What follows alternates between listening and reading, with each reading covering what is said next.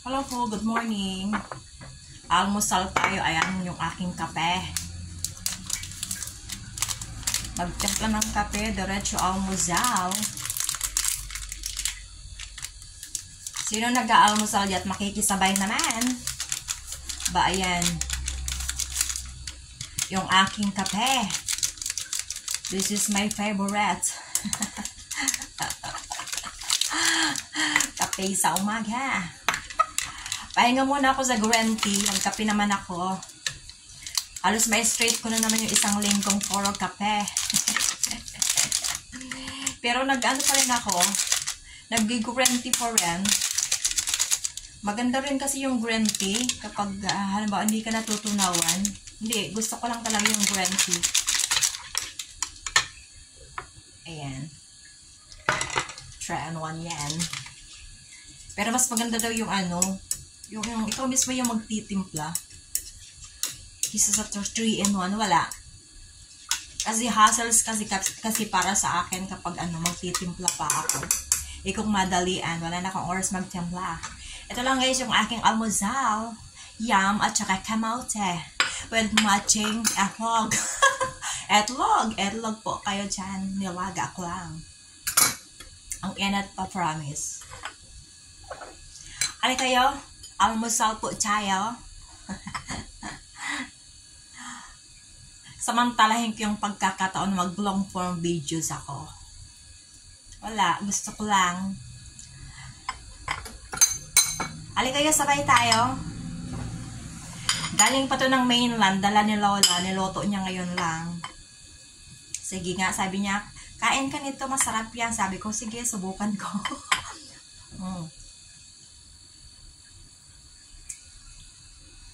Para siyang kamiging sa atin.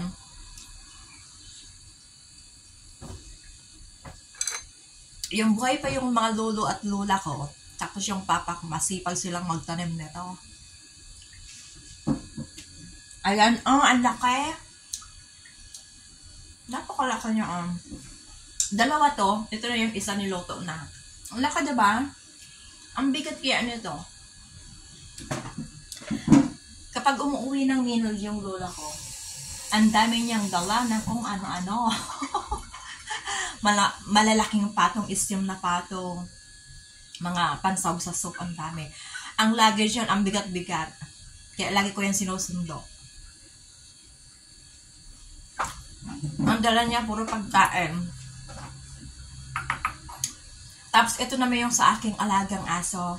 Mamaya pakainin ko siya. Siyempre, mauna muna si Cheche bago siya, no? Maharap na, Nami-miss ko yung yung gabi. Minsan bumibili ako noon. Kaso ang laki-laki naman. Ayoko naman bumili ng maramihan. Siyempre, abala yun sa kanila. So, pag bumibili ako, hati-hati lang. Kasi ang laki noon, hindi ko naman masyadong maubos. So, yung kalahati lang. Mura lang naman yun. Mga $8 lang naman. Sarap. 8 to 12. Depende sa laki.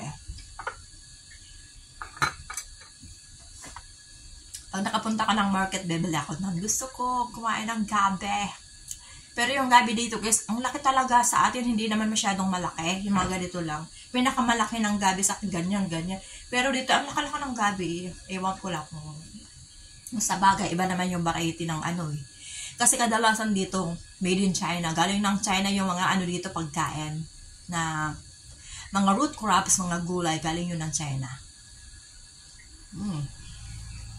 Hop. Cheers!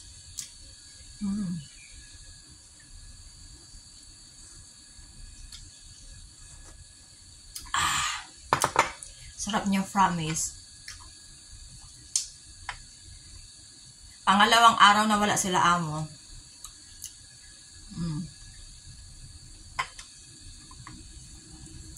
Pero parang nandito rin sila. Kasi nandito sila, si Lola. Nagbantay pa rin ako. Bakbak ako sa linis.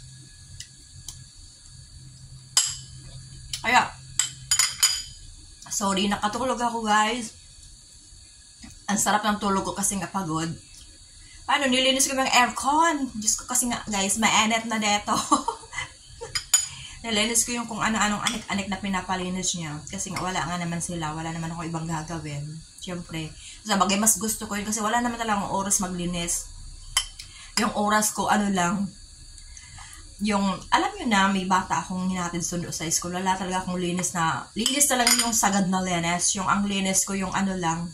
Wala lang. Yung sa pangmadali ang linis lang. Tsaka ang laki ng bahay, promise. Hindi mo kaya. Hindi kaya ng oras ko yung maglinis ng sagad to the bone.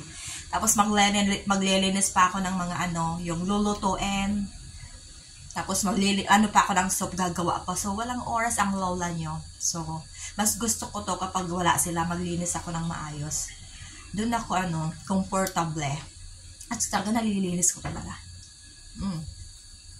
Sarap. Napahaba na naman yung videos ko. Sabi ko 3 minutes. Ang 3 minutes ko, magsa 6 minutes na siya.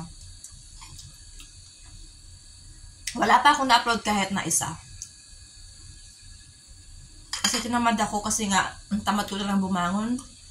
Ang sarap matulog pag pagod ka. Kakatamad bumangon. Ang sarap matulog kasi no choice, diba? May trabaho tayo. Ay, ako pala.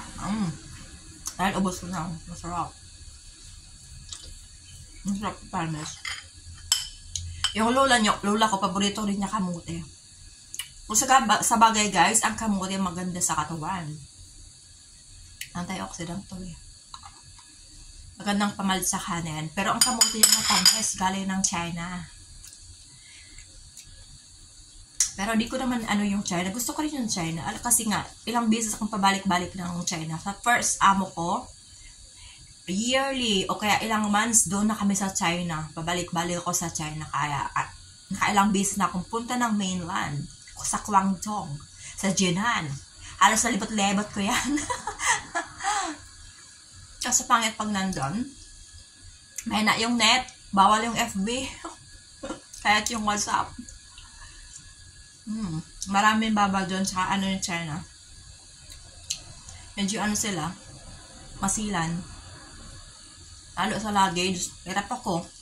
Sabi nung, ang dami kong kwento kahit sana napunta. Kakain lang ng kamote.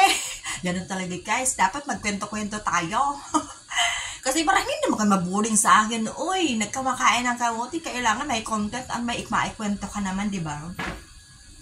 Guys, malapit na naman yung weekend kasi Webes na ngayon. Salamat po At ako po yung magpapaalam. Thank you so much po, babu.